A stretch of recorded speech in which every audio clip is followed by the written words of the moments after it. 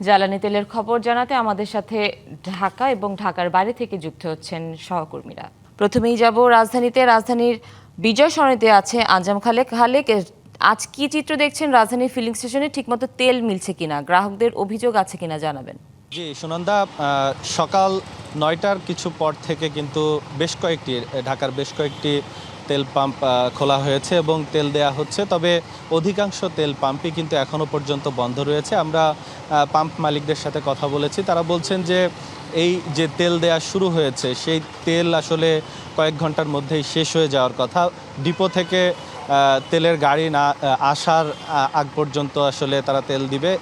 সেই ডিপো থেকে তেলের গাড়ি আসার পরে আবারও তেল দিতে পারবে। তার আগে যেই মজুদ রয়েছে সেটি কিন্তু আসলে বেশিক্ষণ দিতে পারবে না। আমরা একটু দেখাতে চাই, আমার পাশে দেখছেন যে বাইকাররা এবং প্রাইভেট কার সহ মাইক্রোবাসের মালিকরা কিন্তু ড্রাইভাররাও কিন্তু অপেক্ষা করছে। তারা তেলের জন্য কিন্তু দীর্ঘ লাইন দেখেছি আমরা কিছুক্ষণ আগেও অন্য স্টেশন থেকে দেখে এসেছি। সব স্টেশনে কিন্তু আসলে দীর্ঘ লাইন দেখা গেছে। এই যে বিজয় সরণির যে ফিলিং স্টেশনে আমি আছি এই মুহূর্তে, এখান থেকে কিন্তু কয়েক কিলোমিটার পেছনে আমরা দেখেছি যে দীর্ঘ লাইন রয়েছে গাড়ির। অনেকেই বলছেন যে সকাল থেকে এখানে অপেক্ষা করছেন তেলের জন্য, আবার অনেকেই গতকাল রাত থেকেই কিন্তু এখানে অপেক্ষা করছেন। আমরা একজন বাইকারের সাথে কথা বলতে চাই। আপনি এখানে কখন এসেছেন এবং তেল আসলে পাবেন কিনা কি? আমি অনিশ্চিত তেল পাবো কিনা। আমি আসছি উত্তরা থেকে, আমি 6:20 লাইনে দাঁড়াইছিলাম। আশাবাদী পাবো। ভোগান্তি বলতে আমাদের সময় অনেক লস। আমার পিছনে মাল রাখা আছে, আমি এই মাল ডেলিভারি করা ছিল সকাল 8টায়, আমি এখন বাজে আমার 10:30টায়। মানে আমার জন্য এখানে অনেক লস তেলের জন্য। সুনন্দা, শুনছিলেন যে এই তেলের কারণে কিন্তু আসলে যারা বাইকার রয়েছে কিংবা গাড়ি চালক রয়েছে তাদের কিন্তু চরম ভোগান্তি যেমন রয়েছে, পাশাপাশি তাদের যে কর্মঘণ্টা সেটিও কিন্তু আসলে নষ্ট হচ্ছে। যদিও গতকাল কিন্তু সরকারের পক্ষ থেকে জ্বালানি ও খনিজ সম্পদ বিভাগের যুগ্ম সচিব মনির হোসেন চৌধুরী বলেছেন যে উদ্বিগ্ন হওয়ার কারণ নেই, তেলের পর্যাপ্ত মজুত রয়েছে। তারা বেশ কিছু নির্দেশনাও দিয়েছে, কৃষিখাতকে অগ্রাধিকার দিয়েছে বলে জানিয়েছে। এছাড়া আমরা দেখেছি যে গতকাল সংসদ অধিবেশনেও কিন্তু একজন এমপি তিনি জানিয়েছেন যে তিনিও কয়েকটি স্টেশনে তেলের জন্য ঘুরে তেল পায়নি। তো এটা আসলে নিত্যদিনের একটা সঙ্গী হয়ে গেছে। ঢাকাতে আসলে আমরা দেখেছি যে 1-2 ঘন্টা আসলে তেল দেয়া হচ্ছে, আবার বন্ধ হয়ে যাচ্ছে, আবার দেখা যাচ্ছে কিছুক্ষণ তেল দিচ্ছে পাম্প মালিকরা। পাম্প মালিকরা কিন্তু বলছেন যে আসলে তারা পর্যাপ্ত এই তেল পাচ্ছেন না, কিন্তু সরকারের পক্ষ থেকে কিন্তু বলা হচ্ছে যে তেল রয়েছে। আসলে সুনন্দা, আমার কাছ থেকে এই ছিল তেলের সর্বশেষ। খালেক, ধন্যবাদ আপনাকে। এদিকে আমাদের সিলেট থেকে যুক্ত আছেন সহকর্মী প্রত্যুষ তালুকদার। প্রত্যুষ, আমরা তো ঢাকার পাম্পগুলোর খবর জানছিলাম, সিলেটের পাম্পগুলোতে চাহিদা অনুযায়ী তেল পাচ্ছেন কিনা গ্রাহকরা জানাবেন। নগদ নিয়ে এলো হার নামানা হার অফার। সর্বনিম্ন 10,000 টাকা রেমিটেন্স নগদে পাঠালে থাকছে স্বর্ণের হার জেতার সুযোগ। সুনন্দা, আমি এখন রয়েছি সিলেট নগরীর চৌকিদিঘি এলাকায় একটি ফিলিং স্টেশনে। আমার পেছনের চিত্রটা একটু দেখাতে চাই আপনাকে। এই পাম্পে কিন্তু সকাল থেকে এরকমভাবেই মোটরসাইকেল আরোহীরা আসছেন এবং একটা নির্দিষ্ট পরিমাণ তেল নিয়ে তারা চলে যাচ্ছেন, এবং তবে চাহিদা অনুযায়ী তারা পাচ্ছেন না, এই ধরনের একটা অভিযোগ তারা করছেন। তো আমরা এর আগেও সিলেট নগরীর বেশ কয়েকটি ফিলিং স্টেশনে আমরা ঘুরে এসেছি।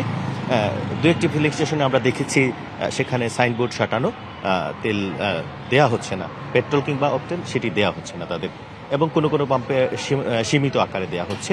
ব্যস্ততম এলাকাগুলোতে একটু মোটরসাইকেলের চাপ বেশি, কিন্তু অধিকাংশ জায়গায় এরকম খুব একটা হুড়োহুড়ি কিংবা খুব একটা প্রতিযোগিতা বড় লাইনে দাঁড়ানো সেই চিত্রটি কিন্তু খুব একটা দেখা যাচ্ছে না। আইন শৃঙ্খলা রক্ষাকারী বাহিনীরা কিন্তু এখানে সিলেটের পাম্পগুলোতে মোতায়েন রয়েছে আমরা দেখেছি।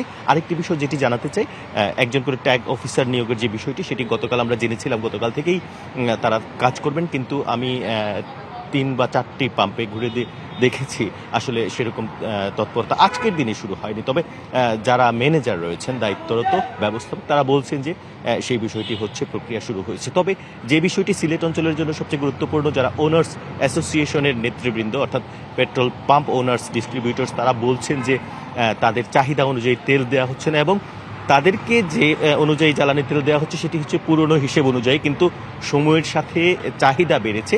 সেই চাহিদার ভিত্তিতে তাদেরকে যদি জ্বালানি তেল যোগান দেওয়া হয় তাহলে যে সংকটের কথা বলা হচ্ছে কিংবা সাধারণ মানুষের মধ্যে যে এক ধরনের তেল নাই কিংবা তেল পাওয়া যাবে না এই ধরনের একটা হাইপ উঠেছে সেটি কিন্তু কমে আসবে। তবে যারা ডিপো কর্তৃপক্ষ আমরা কথা বলেছি তাদের সাথে, তারা বলেছেন যে তারা আগের যে সকল হিসেব অনুযায়ী যে সকল চাহিদা যোগানের যে অনুপাত সেগুলোর সাথে হিসেব মিলিয়ে তারা দিচ্ছেন।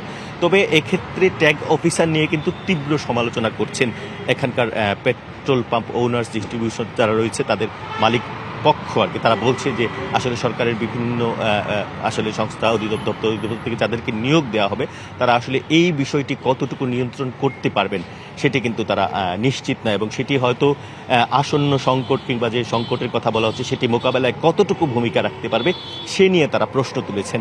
এবং তারা বলছেন যে পেট্রোলিয়াম বিপণনের সাথে বিক্রয়ের সাথে কিংবা মালিক পক্ষের সাথে সংশ্লিষ্ট যারা তাদেরকে নিয়ে কিন্তু একটি সঠিক সমন্বয়ের মাধ্যমে যে কোনো নীতিমালা প্রণয়ন কিংবা এই সংকট উত্তরণের কর্মপন্থা নির্ধারণ করা উচিত সেটি তাদের স্পষ্ট বক্তব্য। তবে আমরা দেখেছি বিজিবি পুলিশের পাশাপাশি বিজিবি সদস্যরাও কিন্তু কাজ করছেন। আমরা দেখেছি সিলেটের যে দুটি তেলের ডিপো রয়েছে পদ্মা এবং যমুনা, সেই দুটি ডিপোতে কিন্তু বিজিবি সদস্যরা সার্বক্ষণিক ডিউটিতে রয়েছে। এছাড়াও সিলেট যেহেতু সীমান্তবর্তী এলাকা, সেই সীমান্তবর্তী এলাকা দিয়ে যাতে তেল পাচার না হয় সে বিষয়ে কিন্তু বিজিবি করা নজরদারি রেখেছে। তো সবকিছু মিলিয়ে যেহেতু দিনের শুরু বেলা বাড়ার সাথে সাথে হয়তো পরিস্থিতি কিছুটা অন্যরকম হবে, তবে দেশের অন্যান্য স্থানে যে সকল সাধারণ চিত্র আমরা দেখছি তেলের জন্য দীর্ঘ লাইন সেটি কিন্তু সিলেটে এখন নেই। তবে চাহিদা অনুযায়ী যোগান না পাওয়ার যে বিষয়টি বা যে দ্বন্দ্বটি রয়েছে এখানকার বিক্রেতা এবং যারা সরবরাহ করবেন তাদের মধ্যে, সেটি কিন্তু আসলে আস্তে আস্তে বড় হচ্ছে।